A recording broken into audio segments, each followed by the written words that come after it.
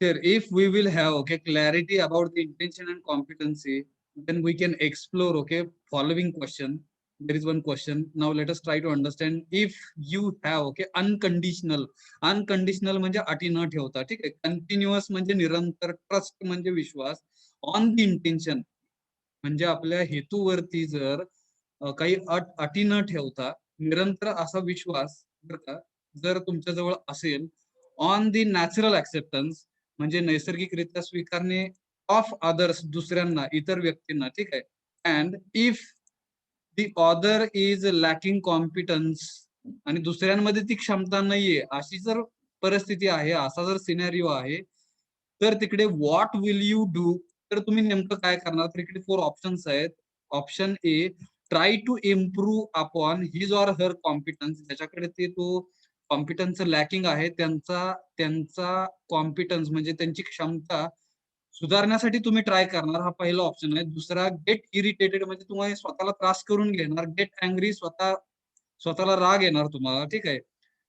Have a feeling of opposition किंवा तुम्ही ते वैरी आहात, त्याच्याकडे कॉम्पिटन्सचा अभाव आहे, क्षमतेचा अभाव आहे, त्यांना ते आपल्या विरोधी आहेत असं समजणार. ह्या 4 ऑप्शन्स मधलं कुठलं ऑप्शन असणार करेक्ट? हॅलो. तर आपण काय केलं पाहिजे, वी नीड टू रिअली आहे ना improve upon his or her competence म्हणजे दुसऱ्यांचा आपण क्षमता दुसऱ्यांची वाढवण्यासाठी, सुधारण्यासाठी आपण प्रयत्न केला पाहिजे. सिनेरिओ कळला का काय हा? हॅलो, सिनेरिओ समजला का? Hello, yes. म्हणजे तुम्हाला क्लॅरिटी आहे बरं का, हेतू आणि क्षमतेमध्ये क्लॅरिटी आहे. मग खालचा एक प्रश्न आहे, तो प्रश्नासाठी एक सिनेरिओ दिलेला आहे की तुम्ही अनकंडिशनल म्हणजे काय, तुम्ही कुठलीही अटी न ठेवता निरंतर असा विश्वास हेतूवरती जर ठेवत असेल आणि तो हेतू कसा आहे, नॅचरली स्वीकारण्याजोगा आहे, ठीक आहे, दुसऱ्यांच्या बाबतीत तो, आणि दुसऱ्यांकडे काय नाहीये, तर त्यांच्याकडे क्षमता नाहीये, लॅक ऑफ कॉम्पिटन्स आहे दुसऱ्यांमध्ये, तर तुम्ही नेमकं करणार काय? तर पहिला ऑप्शन काय की तुम्ही दुसऱ्यांचा कॉम्पिटन्स म्हणजे क्षमता सुधारण्यासाठी प्रयत्न करणार, का स्वतःला त्रास करून घेणार, का स्वतः अँग्री होणार, का तिकडे दुसरे आपले विरोधी आहेत असं समजणार? हॅलो, समजलं का? मग इकडे आपण प्रयत्न करायला पाहिजेत की ज्यांच्याकडे कुणाकडे जो क्षमतेचा अभाव आहे, त्यांचा त्यांचा क्षमतेचा अभाव जो काय आहे, तो क्षमता सुधारण्यासाठी आपण प्रयत्न केला पाहिजे. हा हे स्टँडर्ड आन्सर आहे. समजलं काय? Hello, option A is right. Hello. Yes, हा sir. हा. इट इज ए रिस्पॉन्स, ही प्रतिक्रिया, हा काय बघा ना, प्रतिसाद आहे. इट इज ए रिस्पॉन्स म्हणजे हा प्रतिसाद आहे ना, विच इंडिकेट्स दर्शवतं ट्रस्ट ऑन द इंटेन्शन, हेतूवरती विश्वास जो काही आहे तो दर्शवता ही प्रतिक्रिया. म्हणजे ए आन्सर देणं म्हणजे काय दर्शवते, तर हेतू तुमचा जो काही आहे ना विश्वासा संदर्भातचा, त्याला ते दर्शवतंय ना. आणि हे रिस्पॉन्स आणि प्रतिक्रिया, काय बघा, रिस्पॉन्स, रिस्पॉन्स जो काही आहे ना, रिस्पॉन्स त्याला आपण काय म्हणतोय, प्रतिसाद. आणि रिॲक्शन म्हणजे प्रतिक्रिया. If really we are human being, so we should give response, we should not suppose to give reaction. And if you will be giving reaction, so definitely reaction will be based on the doubts on intention. त्या हेतूवरती तुमच्या शंका असणार आहेत, त्या हेतूवरती शंका असणार आहे, म्हणजेच त्याचा आन्सर एकतर गेट इरिटेटेड होणार आहे, गेट अँग्री होणार आहे, किंवा have a feeling of opposition येणार आहे. आणि हे जे काही 3 जे काही आन्सर्स आहेत, तर ते 3 आन्सर जे काही आहेत ते तुमचे रिस्पॉन्सेस नसणार आहेत, त्या तुमच्या रिॲक्शन्स असणार आहेत. तर तुम्ही रिॲक्शन्स दिल्यात, तर तुम्ही तिकडे समजून घ्यायचं की you are not human being, because human beings will be giving responses, they are not giving any kind of reactions. Hello, yes, hello, बरोबर का? कोण आहेत का तिकडे? Yes, sir. Yes, sir. ना विथ दीज इंडिकेटर्स, मग हे सगळे दिशा काय बघा ना, हे सगळे गोष्टी घेऊन जर गेलो आपण पुढे, फाइंड आउट. आता हा एक्सरसाइज आहे बरं का तुमच्यासाठी, हा तुम्ही करावा, की इच्छा आहे, अपेक्षा आहे, आणि काय एक्सरसाइज आहे, try to understand. Find out म्हणजे हुडका आहे ना, how many people are there in your life. तुमच्या जीवनामध्ये अशा किती व्यक्ती आहेत किंवा किती काय बघा ना माणसं आहेत काय, ठीक आहे, ऑन ऑन हुम, ज्यांच्यावरती you have trust on intention, त्यांच्यावरती त्यांच्या हेतूवरती तुमचा विश्वास आहे. आणि तो कसा आहे तर नॅचरल ऍक्सेप्टन्स, नैसर्गिकरित्या स्वीकार करण्याजोगा आहे तो, ठीक आहे, which is unconditional and continuous. त्याच्यामध्ये कुठल्या प्रकारची अट नाहीये, अटी नाहीयेत कुठल्या प्रकारच्या, आणि हा निरंतर असा त्यांच्या हेतूवरती विश्वास आहे. असे किती जगामध्ये तुम्हाला लोक तुमच्यामध्ये सापडणार आहेत ते हुडका. येतं का लक्षात? Hello, what is the exercise? Hello, Yes, sir.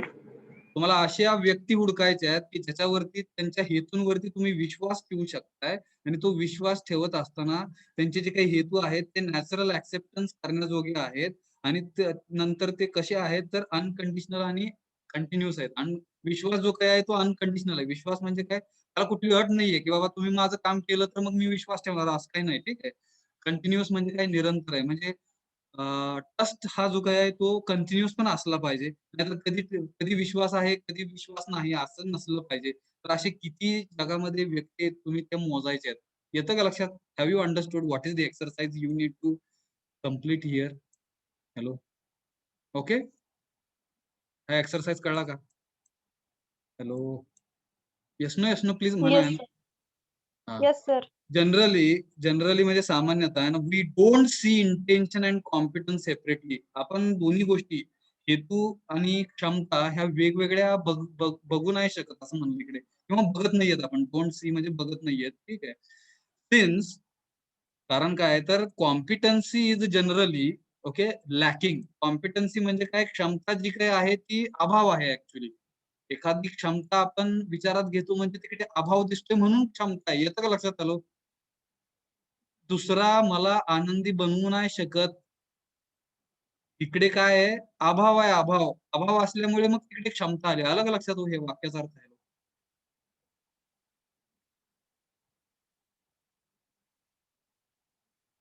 मी जातोय पुढे बरं का. The feeling of unconditional acceptance is almost completely missing nowadays if you'll find. Okay, भावना जी काही आहे, कसली भावना बघा ना, अनकंडिशनल ऍक्सेप्टन्स म्हणजे काही अटी न ठेवता स्वीकारण्याजोगी जी काही भावना आहे इज ऑलमोस्ट कम्प्लिटली मिसिंग. समाजामध्ये असेल, घरामध्ये असेल, तर ही जी काही भावना आहे ती मिस होत चाललेली आहे. कुठली भावना, की जिकडे काही अटी न ठेवता बर का स्वीकार करण्याची भावना मिस होत चाललेली आहे. Rather there is a feeling of opposition. त्याच्या ऐवजी काय दिसते, अशा प्रकारची भावना दिसते की हा माझा वैरी आहे, किंवा माझे विचार ह्याच्याशी मॅच नाही होत, अशा प्रकारची भावना दिसते बरं का. विथ दॅट, मग ह्याच्यासोबत वी रिइन्फोर्स रॉंग अझम्पन्स. मग ह्याच्यासोबतच काय होते तर काही अयोग्य मान्यता ज्या काही आहेत त्या आपल्यामध्ये येतात. अयोग्य मान्यता नंबर 1 काय आहे, strangers strangers can't be trusted. आपल्याला सांगितलं जातं अनोळखी व्यक्तीवरती विश्वास आपला आपण ठेवू नाही शकत किंवा बसू नाही शकत आपला, बरोबर का? हॅलो, बघा ना, घरामध्ये किंवा फॅमिलीमध्ये अनोळख्या व्यक्तींवरती विश्वास ठेवू नका असं सांगितलं जातं. जातं का? Hello, Yes, sir. Yes, sir. Strangers can't be trusted म्हणजे अनोळख्या व्यक्तींवरती सहजासहजी विश्वास आपण ठेवू नाही शकत, ठीक आहे. ट्रस्ट सेकंड सेकंड पॉइंट, हे पण रॉंग अझम्पन्स आहेत बरं का. हे रॉंग अझम्पन्स आहेत. Trust is developed over a long time. विश्वास बसण्यासाठी बराच काही काळ जायला लागतो. हे पण रॉंग अझम्पशन आहे. ही गैरसमज आहे आपली. येतं का लक्षात? मिसअंडरस्टँडिंग आहे ना. विश्वास बसण्यासाठी बराच वेळ जायला लागतो, मग बऱ्याच वेळानंतर विश्वास येतो वगैरे बऱ्याच गोष्टी, ठीक आहे. Third wrong assumption, never trust anyone. असं पण सांगितलं जातं बऱ्याचदा घरामध्ये की कुणावरतीच विश्वास ठेवू नका. मग कुणावर ठेवायचा आहे? Hello, hello, hello, yes. And Yes, sir. these wrong assumptions most of the times, okay, will be there within us. What is the reason? Because we are not able to understand intention, difference between intention and competence. हेतू आणि क्षमतेमध्ये बऱ्याच प्रकारे आपल्याला फरक न करता आल्यामुळे बरं का, आणि कॉम्पिटन्सी जी काय आहे ती जनरली काय लॅकिंग आहे, ठीक आहे, क्षमतेचा अभाव आहे.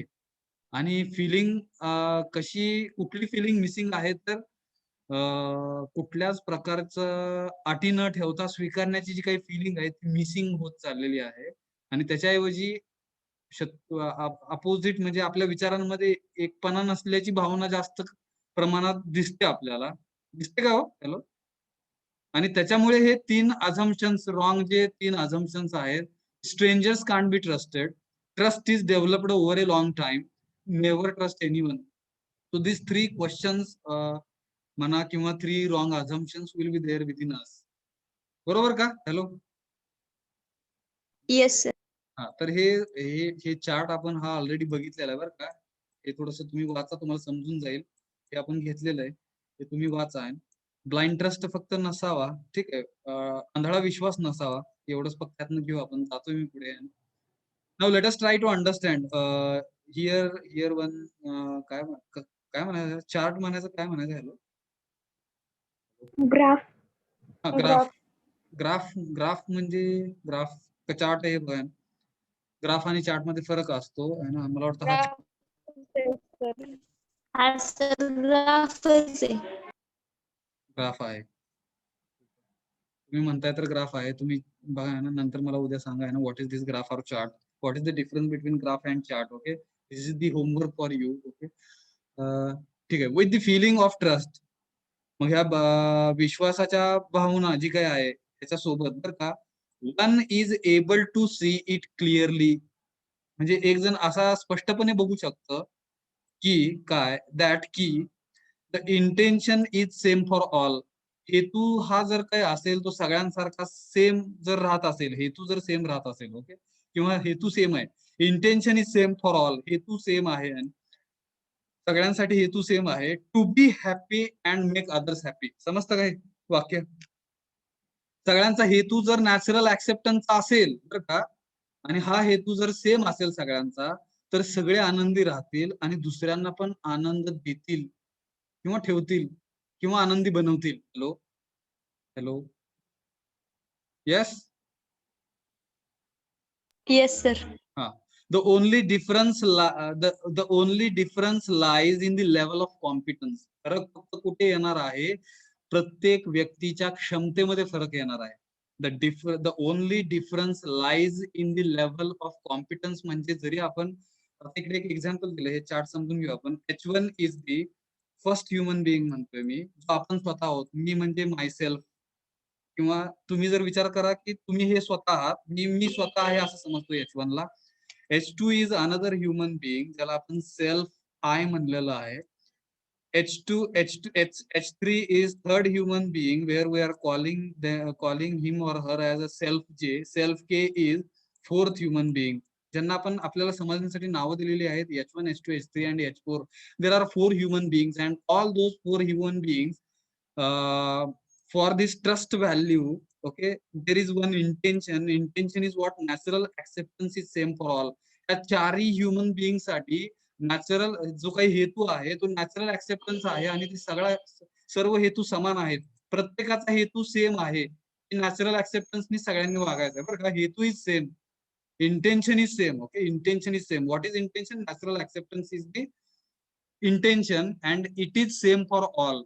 But if you will consider, okay, all human beings separately, H1, H2, H3 and H4, out of these 4 human beings, H1 is myself, मी स्वतः आहे. H2 म्हणजे दुसरा कोणतरी आहे, H3 म्हणजे तिसरा कोणतरी आहे आणि H4 म्हणजे चौथा कोणतरी ह्युमन बिईंग आहे, ज्याला आपण सेल्फ आय, सेल्फ जे, सेल्फ के. सेल्फ आय म्हणजे दुसरा ह्युमन बिईंग, सेल्फ जे म्हणजे तिसरा ह्युमन बिईंग, सेल्फ के म्हणजे चौथा ह्युमन बिईंग आणि सेल्फ वन म्हणजे मी स्वतः. काय अडचण इथपर्यंत? So competence of various people may be quite different. प्रत्येक व्यक्तीचा हेतू जरी सेम असेल नॅचरल ऍक्सेप्टन्सचा, असं जरी आपण जगत असू, पण प्रत्येकामध्ये क्षमता जी काही आहे त्या प्रत्येकामधली क्षमता ही कमी जास्त असणार आहे का हो? हॅलो. हॅलो. Yes sir. जरी आपण हेतू सेम ठेवून चाललो आहे ना रस्त्याने, आपण सगळ्यांचा हेतू चांगला आहे, पण प्रत्येकामध्ये ती ऍबिलिटी, कॅपॅबिलिटी, क्षमता आहे का नाही माहित नाही. कुणामध्ये जास्त असेल, कुणामध्ये कमी असेल. तर ज्यावेळेस आपण competency of various people and if it is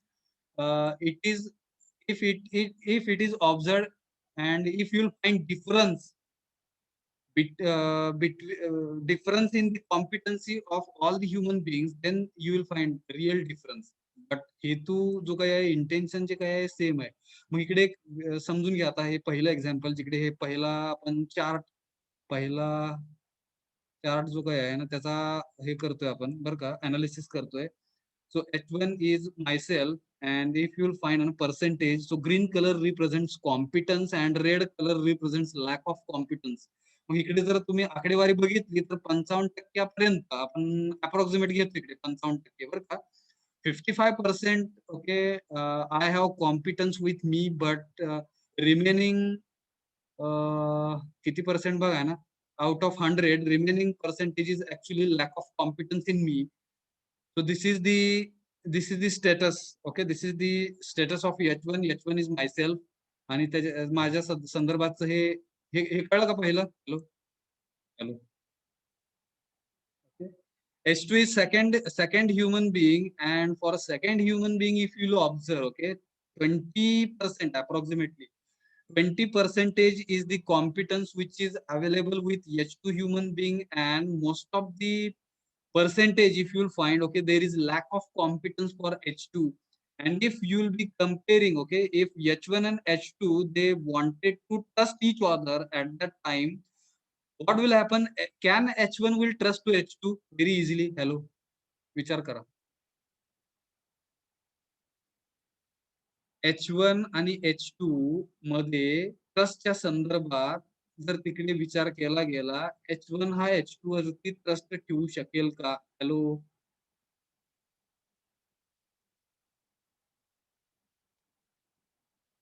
लगेच नाही ठेवणार.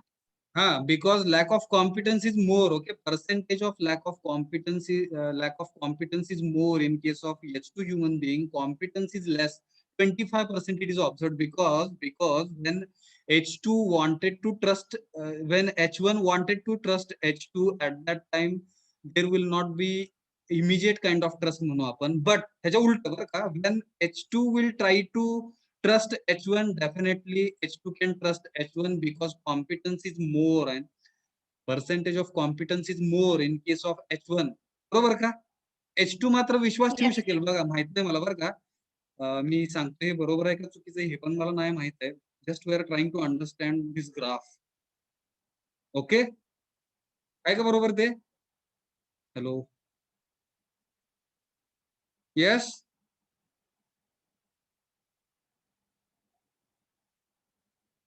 Yes or no?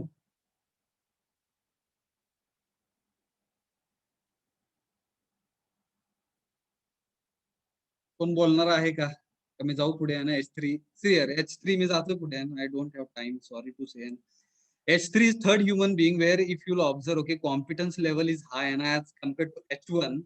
So competency level, if you will measure, and approximately it is 80% म्हणू आपण, 80% competence level you will find in H3. H3 is human being number 3, and less percentage is there for lack of competence in H3. Now in this case, if you will observe H1, if H1 and H3 you will compare at that time, H1 can easily trust H3, but reverse case, if you will observe, if H3 wants to trust to H1, there will be issue of competence. बरोबर का? Hello, उलटा विचार करा. Yes, and similarly you can compare H1 with H4, and similarly you can try to understand if competence of various people may vary. Actually it is varying, and because of which most of the times there will be issue with trust. हेतू जरी same असेल, इकडून सांगायचं काय फक्त बघा ना, हेतू जरी सेम सगळ्याचा असेल की नॅचरल ऍक्सेप्टन्सनी जायचं पुढे, पण तिकडे क्षमतेच्या अभावामुळे किंवा काही वेळेस चांगल्या क्षमतेमुळे तिकडे ट्रस्ट मध्ये इश्यू येतो. Hello, Yes, sir. मग इकडे अर्थ काय आहे बघा ना, ट्रस्ट इज इंटेन्शन. थोडक्यात ट्रस्ट म्हणजे हेतू आहे, नॅचरल ऍक्सेप्टन्स असा हेतू असा वाटतं. एका ह्यातून घ्यायचं काय आहे, ठीक आहे. I am able to see that. मग आपण असा बघू शकतो तिकडे की the other has other has a natural acceptance, ज्याला इंटेन्शन म्हणू आपण, टू मेक मी हॅपी. मग असं जर असेल तर तिकडे विश्वास आहे, पॉझिटिव्ह वाक्य आहे बरं का. आणि हे रेड रंगातलं निगेटिव्ह वाक्य आहे, तिकडे तुम्हाला लॅक ऑफ कॉन्फिडन्स जाणवेल. आणि ब्लॅक कलर मध्ये जे लिहिलेलं वाक्य आहे तिकडे कॉन्फिडन्स जाणवेल. कॉन्फिडन्स न म्हणता तिकडे आपण विश्वास म्हणूया, विश्वास इंटेन्शन जाणवेल, सॉरी, इंटेन्शन जाणवेल. आणि ते इंटेन्शन कसं नॅचरल ऍक्सेप्टन्स असेल. Once again I am reading this sentence, try to understand. I am able to see that, म्हणजे आपण असं बघू शकणार आहोत, the other has a natural acceptance. दुसऱ्यांमध्ये जो काही हेतू आहे तो नॅचरल ऍक्सेप्टन्स आहे, आणि टू मेक मी हॅपी, मला आनंदी करण्यासाठी दुसऱ्यांमध्ये तो नॅचरल ऍक्सेप्टन्सचा हेतू आहे. आणि हे जर वाक्य वाचलं मी, जर मी असं बघू शकलो की ही ऑर शी म्हणजे तो किंवा ती may or may not have the competence to do so. Competence to do so, competence to do so म्हणजे competence to make me happy. येतं का लक्षात? Hello, competence to do so म्हणजे competence to make me happy. मग तो किंवा ती may or may not be म्हणजे शक्यता आली इकडे बरं का. कदाचित, काय बघा ना, कदाचित किंवा कदाचित नाही, जवळ असणे, हॅव म्हणजे. द कॉम्पिटन्स म्हणजे क्षमता, टू डू सो म्हणजे टू मेक मी हॅपी. म्हणजे इकडे क्षमता आली की तिकडे अभाव आला, लक्षात घ्या. समजलं काय? Hello hello. Take away you can read it and you will get it definitely. If take away you will, जे जे काय आपण वरती डिस्कस केलं त्याच समरी दिलेली आहे. Once again you can read it, definitely you will get it. मी जातोय पुढे. And now let us start आहे ना. Second value which is respect. समजलं का? ट्रस्ट म्हणजे समजलं का? Hello. In short, what is mean by trust? Intention and competency, these competence, these two words you need to try to understand in detail, okay? And most of the times, because of lack of competence, okay, there will be less trust म्हणू आपण. अभावामुळे actually तिकडे trust कधी कधी गायब होतो का बघा, ना, माहित नाही. समजलं का? Trust. Hello. First foundational value of all 9 values और काय म्हणणार बघा ना, फिलिंग्स. सो दिस जाऊया पुढे. Hello hello. काय अडचण? 47 जण जागे आहेत का? हॅलो. Yes, sir. अधून मधून रिस्पॉन्स द्या ना. मी एकटाच शिकतोय का काय असं वाटतंय ना कधी कधी. Responses are missing actually. You need to. जाऊया पुढे आपण. Second point, second value. Yes, sir. Yes, sir. Second value is respect. ठीक आहे. आदर देणे म्हणू आपण इकडे, किंवा आदर करणे, आदर देणे, काय बघा. सो एकाच लाईन मध्ये सांगितलं तिकडे, respect is the right evaluation. Respect is the right evaluation. Respect is the right evaluation. कळतं का बघा? रिस्पेक्ट म्हणजेच काय की योग्य मूल्यांकन झालं पाहिजे. आदर देणे, आदर करणे म्हणजेच काय की योग्य मूल्यांकन झालं पाहिजे. दोन ह्युमन बिईंग, आपण एक्झाम्पल घेऊया इकडे ना. Let us consider this is first human being say H1, this is another human being say H2. And if you are considering respect and respect value आहे ना अमंगस्ट, काय म्हणणार बघा ना, between both the human being say H1 and H2 at that time, when we can consider both are giving respect to each other, when they are evaluating themselves rightly, when they are evaluating themselves rightly, at that time only we will find, okay, respect between H1 and H2. कळलं का हे short मध्ये? Hello hello hello. Yes, sir. Respect म्हणजे काय आहे तर योग्य मूल्यांकन करणे. H1 नी H2 च्या योग्य मूल्यांकन करणे, H2 नी H1 चं योग्य मूल्यांकन करणे. ऑटोमॅटिक तिकडे respect you will find. So respect is nothing but, okay, it is right evaluation. समजलं का? रिस्पेक्ट म्हणजे काय? एवढं वाक्य म्हणजे रिस्पेक्ट आहे. Hello. Yes. Yes, Yes, sir. sir. मग इकडे जाऊया आपण पुढे आहे ना. When we are okay rightly evaluated. Rightly evaluated ही पॅसिव्ह रचना आहे बघा ना. When we are rightly evaluated by others, actually असं इकडे बाय काय बघा ना, करता मिसिंग आहे इकडे. करता काय ऑब्जेक्ट बघा ना. पॅसिव्ह रचना ही म्हणजे आपण ज्यावेळेस आपलं ज्यावेळेस मूल्यांकन केलं जातं आहे ना दुसऱ्यांकडून, असा असा अर्थ आहे तिकडे. When we are rightly evaluated by others, असं म्हणू आपण, by others we feel respected. त्यावेळेस योग्य प्रकारे आपलं इव्हॅल्युएशन होतं आहे ना दुसऱ्यांकडून, त्यावेळेस ऍक्च्युली आपल्यामध्ये भावना येते की आपल्याला रिस्पेक्ट दिला गेला आहे. We feel respected. When we are not rightly evaluated by others, ज्यावेळेस आपलं योग्य मूल्यांकन दुसऱ्यांकडून होत नाही, वी फील डिसरिस्पेक्टेड. त्यावेळेस आपला अनादर झाला असं म्हणतो आपण, बरोबर का हो? Yes, sir. महत्वाचं वाक्य आहे ना. वाक्यामध्ये ताकद आहे बरीच काही, बघा ना, समजून घेण्याचा प्रयत्न करा. Once again I am reading आहे ना. When we are rightly evaluated by others we feel respected. When we are not rightly evaluated by others we feel disrespected. अनादर झाला असं आपल्याला वाटतं. So disrespect can takes place in 3 ways. 3 प्रकारे disrespect होतो, 3 प्रकारे अनादर केला जातो. Number 1, over evaluation. Number 2, under evaluation. Number 3, otherwise evaluation. Let us try to understand. या 3 प्रकार आहेत, हे 3 मार्ग आहेत, हे 3 वे आहेत एखाद्याचा अनादर करण्याच्या. ह्या 3 गोष्टी आहेत, हे 3 वे आहेत. समजल्या का? Over evaluation, under evaluation and otherwise evaluation. काय अडचण? हॅलो, पहिलं जे आहे बरं का, No, sir. Over evaluation. Over evaluation म्हणजे काय की evaluating for more than what it is. म्हणजे H1 आणि H2 मध्ये बरं का, H2 is actually not up to the mark म्हणू आपण, बरं का. H2 मध्ये काही गोष्टी कमी आहेत, but H1 is evaluating H2 थोडस जास्त आहे. म्हणजे त्याच्यामध्ये जेवढ्या काही कलागुण आहेत आपण म्हणू, ठीक आहे, किंवा काही त्याच्या गोष्टी चांगल्या आहेत, त्याच्यापेक्षा जास्त आहे. म्हणजे असण्यापेक्षा जास्त तिकडे इव्हॅल्युएशन केलं गेलं H1 कडून. फॉर एक्झाम्पल, समजण्यासाठी बरं का, मार्क्स ऍक्च्युली दिले जातात का नाही माहित नाही, हे समजण्यासाठी आहे बरं का. Marks share actually 100 marks are required, ठीक आहे, to understand H1 is giving respect to H2. 100 marks we should give, and actually H1 should give 100 marks to H2.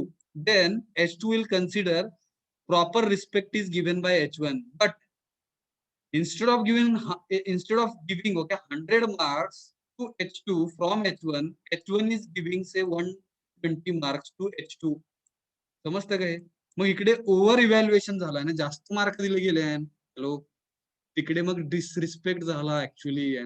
H2 चा अनादर झाला, कारण की H2 ला माहिती आहे आपण काय आहे, कसं आहोत. हॅलो, समजतं काय? Hello, over evaluation have you understood with the help of some marking kind of scheme or system. I tried to give one example where actually H1, if H1 is giving respect to H2, H2 is expecting 100 marks and H1 is giving 120 marks. This is okay disrespect for H2 actually. समजलं काय? Hello, झाडावर चढवणे म्हणतात बघा ना मराठीत. Hello hello, काही जणांना आवडत नाही एखाद्याच्या झाडावर जर तुम्ही चढवायला लागलात त्याला, तर त्याला ते डिसरिस्पेक्ट झाला असं वाटू शकतं. Hello, yes no please. Yes. Yes, sir. हा, second is under evaluation. Under evaluation म्हणजे काय आता समजून घेऊ आपण. इकडे 120 मार्क न देता किती मार्क दिले जाणार हो? Hello, can you guess? 100 पेक्षा कमी येतं का बघा. Now again H2, if H1 is giving okay 90 marks म्हणून आपण, 90 marks to H2. Actually 100 marks are expected and by H1, 100 marks are expected by H2. म्हणजे त्याला आदर जे काय आहे ना तो मिळण्यासाठी हे मार्क्स ऍक्च्युली असं कोण देत नसतं. हे आपण समजण्यासाठी घेतलेलं एक्झाम्पल आहे. समजते का हे? Because we cannot measure values. All values are qualitative, values are not quantitative. फक्त हे समजण्यासाठी हे मार्क्स वगैरे देतो मी. समजते का हे? Hello hello. Yes, sir. Yes, हाँ. sir. So if H1 is giving okay 90 marks to H2 in terms of this respect, it means right evaluation that we are evaluating in the form of marks. At that time what will happen? H2 feels again disrespected because he will consider under evaluation is done by the H1. आपलं under evaluation झालं H1 कडून असं समजणार तो आणि त्याचा disrespect झाला असं समजणार H2. बरोबर का? Hello hello. Yes, sir. आणि थर्ड जे काय आहे बरं का, थर्ड हे मला थोडंसं समजलेलं नाहीये. मी 2-3 टीचर लोकांकडून पण समजून घेण्याचा प्रयत्न केला बरं का. थर्ड काल मी डिव्हिजन जी ला पण मला वाटतं थोडंसं चुकीचं सांगितलेलं आहे, मला कळलेलं नाहीये हे. अदरवाईज इव्हॅल्युएशन, जिकडे evaluating for other than what it is, evaluating for other than what it is, त्याला अदरवाईज इव्हॅल्युएशन म्हणलेलं आहे. हे दोन समजायला सोपं आहे, हे थोडंसं मला समजायला कठीण गेलं, मला अजून पण नाही समजलेलं आहे. Otherwise evaluation, evaluating for other than what it is, त्याला अदरवाईज इव्हॅल्युएशन म्हणलेलं आहे. मग आमच्या एका सरांनी एक्झाम्पल सांगितलं बरं का, की H2 हा भरपूर श्रीमंत, काय सांगितलं, हा H2 हा भरपूर श्रीमंत आहे. श्रीमंत आहे म्हणजे फिजिकल फॅसिलिटीज भरपूर आहेत बरं का. H2 is having okay physical facilities, more physical facilities than H1, okay, and H1 is giving okay respect to H2 because of only physical facilities. अशी एक केस बर का, आणि फक्त एका कारणामुळे बर का H1 इज गिव्हिंग आहे ना रिस्पेक्ट टू H2, पण ह्या H2 मध्ये काही चांगले पण गुण आहेत बर का. तो श्रीमंत असल्याचा गर्व वगैरे करत नाही, माहित नाही मला हे प्रॉपर एक्झाम्पल होतं का, तुम्ही समजून घ्या. H2 is not having okay any kind of काय बघा, he is not showing he is having all physical facilities and he is not underestimating म्हणून आपण underestimating H1, but H1 is he is having some good qualities also. So instead of giving respect to his good qualities, H1 will always consider H2 is having more physical facilities because of which only actually H1 is giving respect. So this is called as otherwise evaluation. It means what kind of qualities H2 is having according to his or her own qualities, त्या क्वालिटीजला respect न मिळता वेगळ्या गोष्टीला respect मिळाला इकडे. येतं का लक्षात? हॅलो हॅलो, असं काहीतरी येते otherwise evaluation, evaluating for other than what it is. Actually ज्याला ज्या क्वालिटीजला द्यायचं होतं त्याचं इव्हॅल्युएशन न करता दुसऱ्या गोष्टीचं इव्हॅल्युएशन केलं गेलं. Can you give any example? Hello hello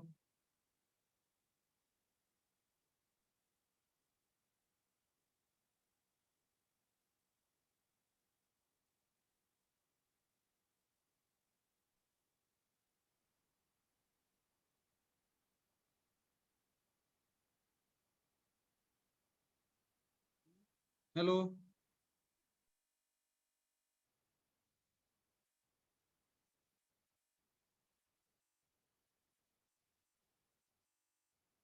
समजला का थर्ड पॉइंट?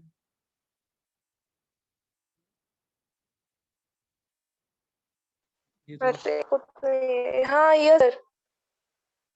एखादा एक्झाम्पल देता येईल का अदरवाईज इव्हॅल्युएशन? म्हणजे एखाद्याकडे असलेल्या जे काही क्वालिटीज आहेत त्या क्वालिटीजला ऍक्च्युली रिस्पेक्ट न देता त्याचं राईट इव्हॅल्युएशन न करता तुम्ही दुसऱ्याच गोष्टीला राईट समजून ठीक आहे त्याचं इव्हॅल्युएशन करून त्यांना रिस्पेक्ट देतात, त्यावेळेस त्या व्यक्तीला डिसरिस्पेक्ट होतो, अनादर झाल्यासारखं वाटतं. Can you give any example? Hello hello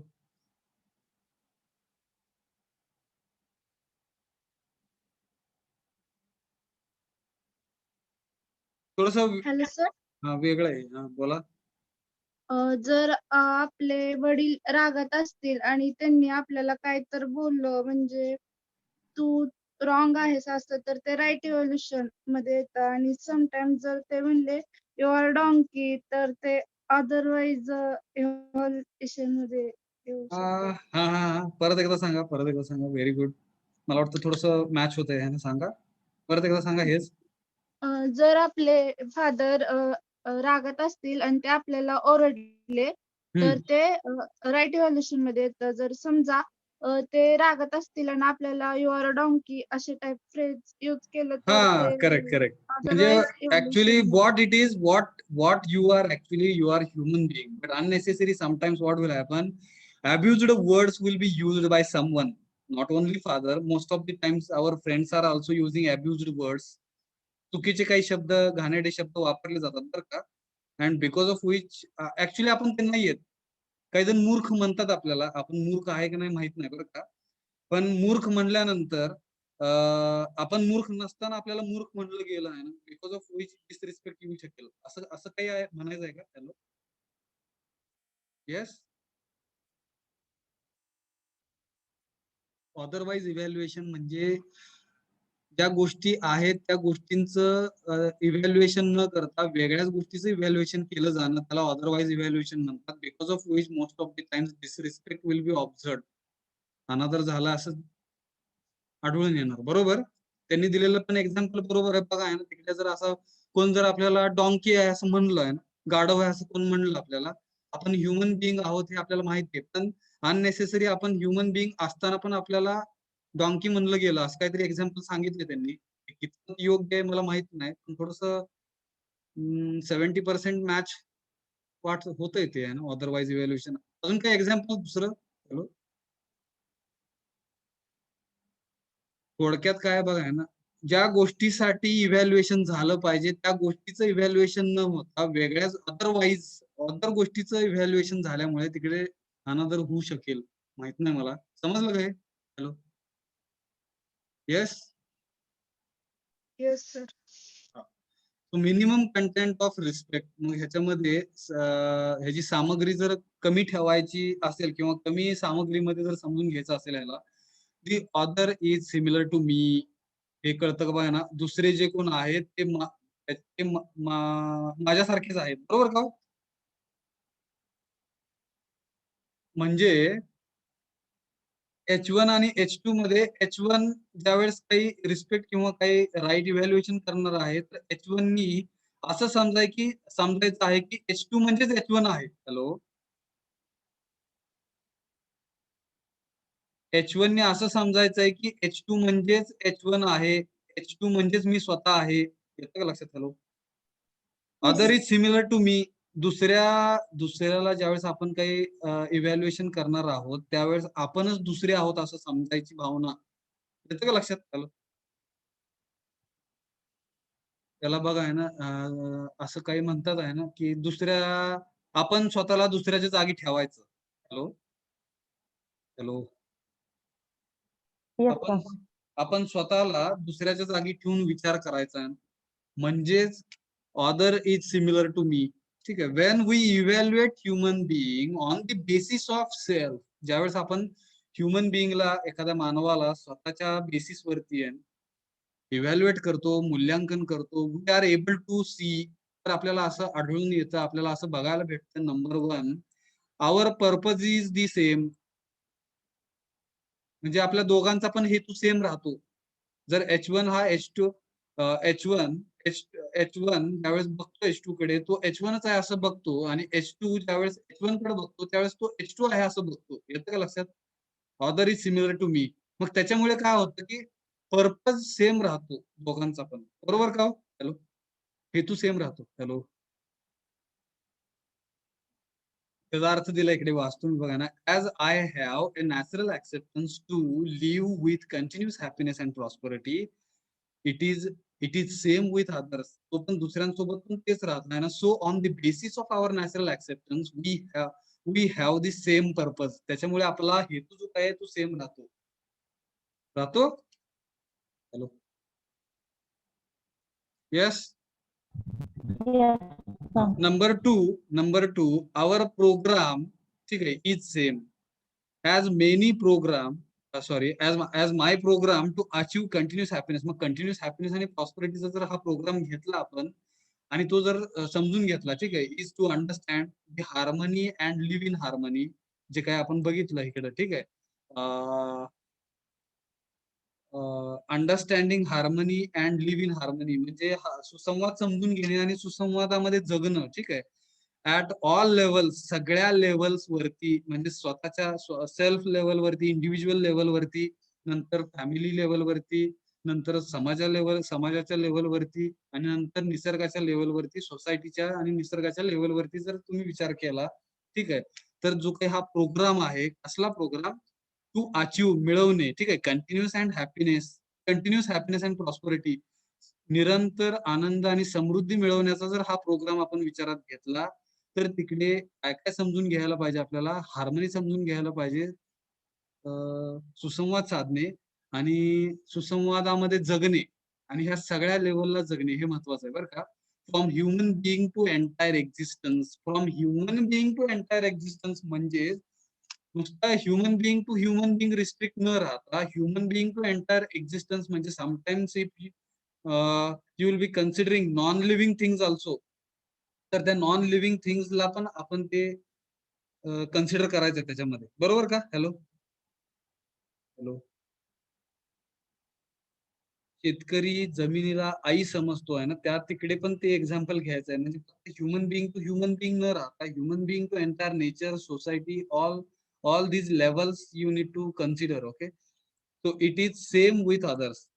आणि हे फिलिंग कशामुळे येणार आहे, other is similar to me, दुसरे हे माझ्यासारखेच आहेत असं समजणार. बघा आहे ना, आपली आई झाली, ठीक आहे, आणि जमीन पण माझी आई म्हणल्यानंतर आपण त्याची काळजी घेणार आहे, जशी आपण आईची काळजी घेणार आहे, सिमिलरली त्या जमिनीची पण काळजी घेणार आहे. म्हणजे त्या जमिनीला पण रिस्पेक्ट दिला गेला, ज्यावेळेस आपण आई म्हणतो त्या जमिनीला, त्यावेळेस ते जमिनीला पण रिस्पेक्ट दिला गेला. येतं का लक्षात. हॅलो, समजतं का. बघा Yes, sir. हा, इन दॅट सेन्स, मग त्या आशयाने बरं का, our program to fulfill our purpose is also same. मग आपला जो काही हा प्रोग्राम आहे, कुठला program, continuous happiness and prosperity achieve करण्याचा हा program, our program to fulfill हा पूरक करेल our purpose is also same. आणि आपल्या सगळ्यांचा हेतू पण आहे तो सेम राहणार, आणि त्याच्यामुळे हा आपला प्रोग्राम जो काही तो फुलफिल होणार. कळला का. हॅलो, आपल्या आयुष्यातला सगळ्यात मोठा प्रोग्राम म्हणजे काय आहे, to achieve continuous happiness and prosperity at all levels, चारही लेवलला त्या जाण्यासाठी आपला हा प्रोग्राम आहे. येतं का लक्षात. Hello hello hello hello Yes, sir. Number 3 वाचतोय मी, our potential also will remain same. Potential म्हणजे आपली ताकद, प्रत्येकाची ताकद सेम राहील.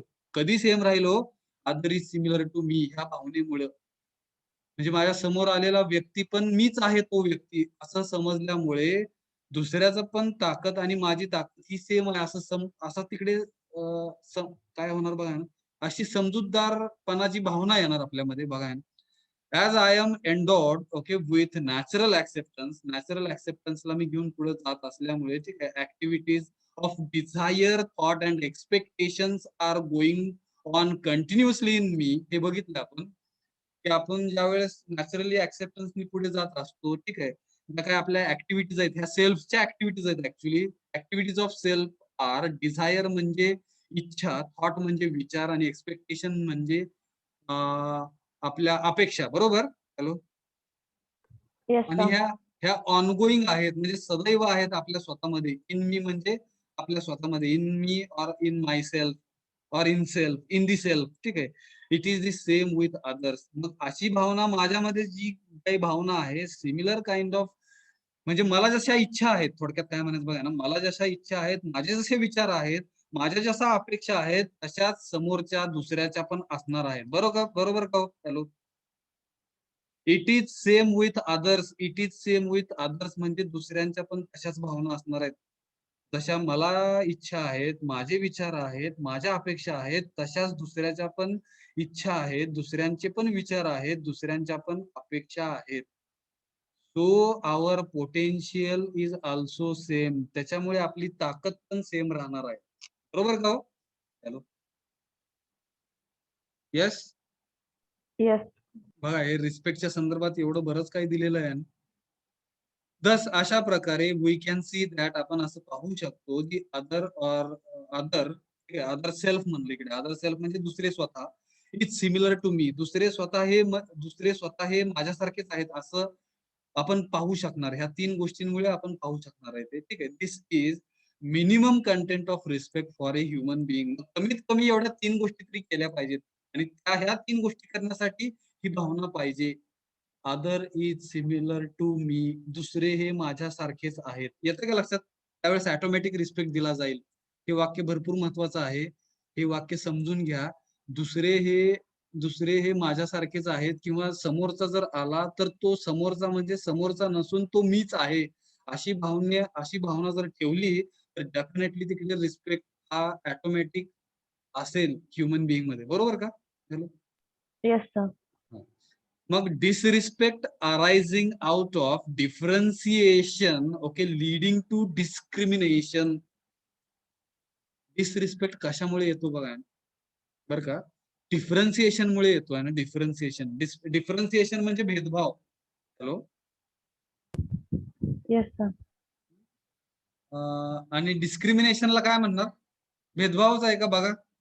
कुणीतरी स्पेलिंग कुणीतरी टाका तिकडे गुगल मध्ये. डिफरन्सिएशन म्हणजे पण भेदभाव आहे, लीडिंग टू डिस्क्रिमिनेशन म्हणजे पण परत एकदा भेदभाव.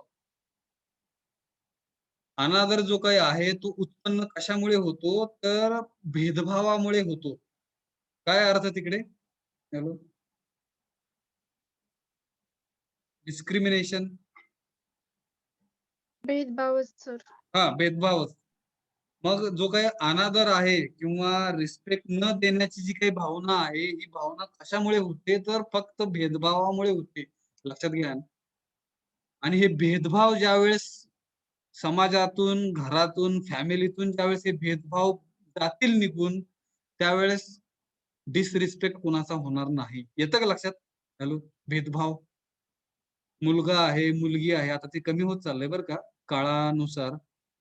मुलगा म्हणजे हे, मुलगी म्हणजे ते. मग हे लिंगांमध्ये हा भेदभाव आहे. हा चांगल्या जातीचा, हा कमी जातीचा, हा पण भेदभाव झाला. ह्या भेदभावामुळे ऍक्च्युली डिसरिस्पेक्ट येतो. येतं का लक्षात? अमेरिकेमध्ये गेलं तर हा काळ्या रंगाचा, हा पांढऱ्या रंगाचा, सुरुवातीला बरंच होतं ते. तुम्ही इतिहास वाचला असेल, बरोबर? हॅलो. येस. Yes, sir. हा. मग हा जो काही अनादर केला जातो, तर तो अनादर हा फक्त भेदभावामुळे होतोय. हा भेदभाव ज्या वेळेस संपून जाईल त्यावेळेस अनादर पण संपून जाईल, असं सांगायचं इकडे बरं का. Last 5 minutes we have. In general, सामान्यतः आहे ना, we are doing in this, काय बघा ना, what we are doing in the name of respect today. किती महत्वाचं वाक्य बघा. What we are doing in the name of respect today, म्हणजे आदराच्या नावाखाली आपण काय करतोय सामान्यतः सध्या? तर तिकडे डिफरन्सिएशन अँड डिस्क्रिमिनेशन करतोय. हॅलो. हॅलो. Yes, sir. म्हणजे एखाद्याचा सन्मान केला जातो. तो सन्मान केल्यामुळे ऍक्च्युअली तो सन्मान का केला जातोय? तर भेदभाव केला जातोय तिकडे. त्या भेदभावामुळे एखाद्याचा सन्मान होतोय. सन्मान झाला तर सगळ्याचा व्हायला पाहिजे बरं का. ह्या मताचा मी हे थोडासा वेगळा विचाराचा म्हणा, चुकीचा विचार असेल माहित नाही मला. झाला तर सगळ्याचा सन्मान झाला पाहिजे. Hello. But most of the time what is happening, सगळ्यांचा सन्मान करत बसलो तर वेळ कमी पडतो तिकडे. बऱ्याचदा कार्यक्रमामध्ये विचार करा बरं का ह्या पण गोष्टीचा. त्याच्यामुळे most of the time representative कोणतरी असतो, त्याचा सन्मान केला जातो. त्याचा सन्मान म्हणजे आपल्या सगळ्यांचा सन्मान असं आपण समजून घेतो. बरोबर का? हॅलो. हॅलो. Yes, sir. हो, sir. हा, ह्याचा विचार करा बरं का.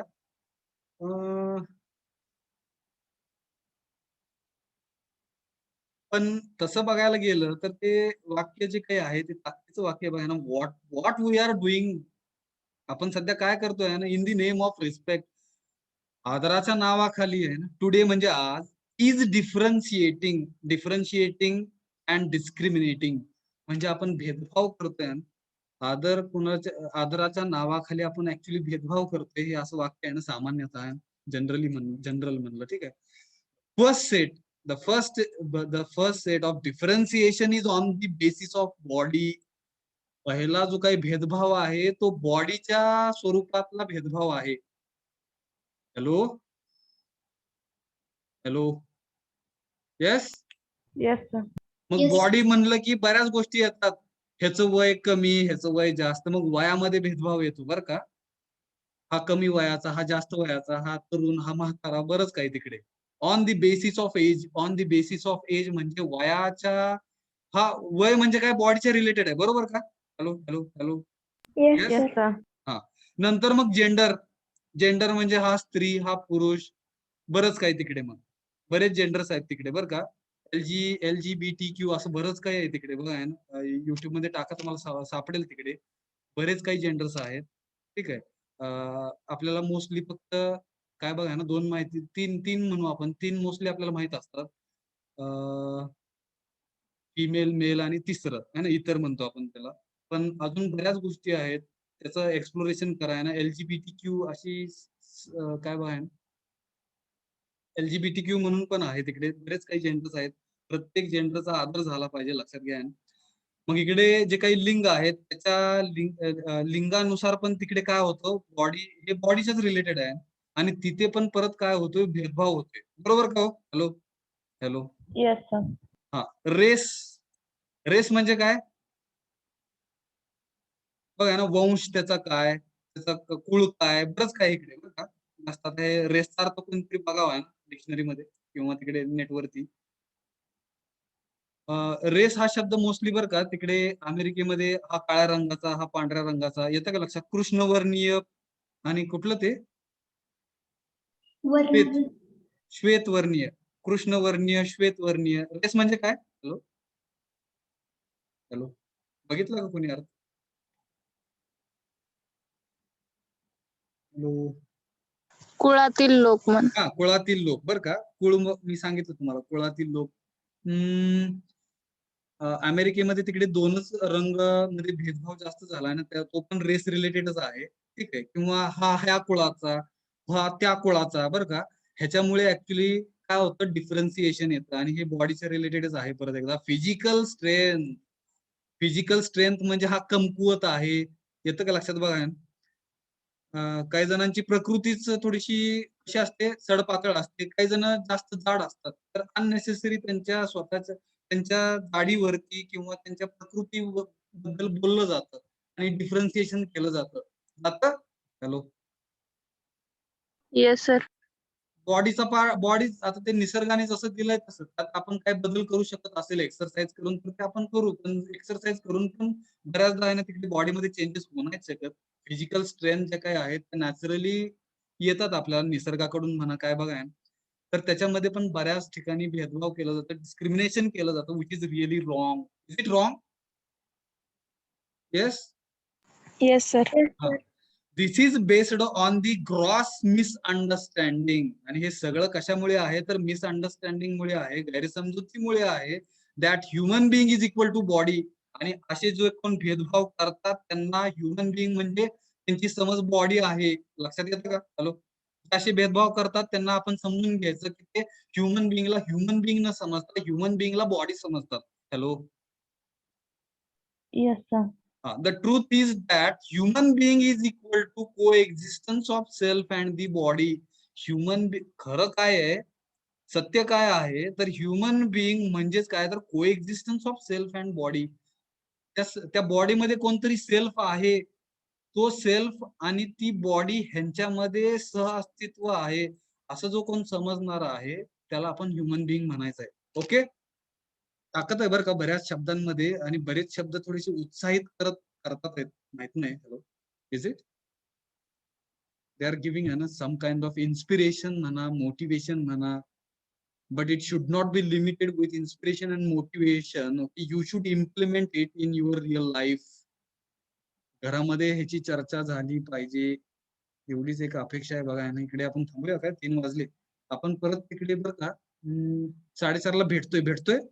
येस. ज्यांना शक्य Yes. त्यांनी, ज्यांना Yes, शक्य sir. त्यांनी या. थोडंसं हे UHV फटाफट थोडंसं संपवण्याचा प्रयत्न आहे माझा. आहे ना फटाफट 13 तारखेपर्यंत संपवायला सांगितलेलं आहे. थांबतोय आपण इकडे. पेज नंबर 6 चाललेला आहे ना, शेवटचे 2 पॅराग्राफ इथपर्यंत आलोय आपण. थांबतोय आपण इकडे. Thank you very much for attending this session. I hope everyone has mentioned their roll number in the chat box. Let us meet at 4:30. 4:30 वाजता. टेस्ट नाही कोणाची, बरोबर? हॅलो. Yes, sir. 4:30ला भेटू आपण. बाय.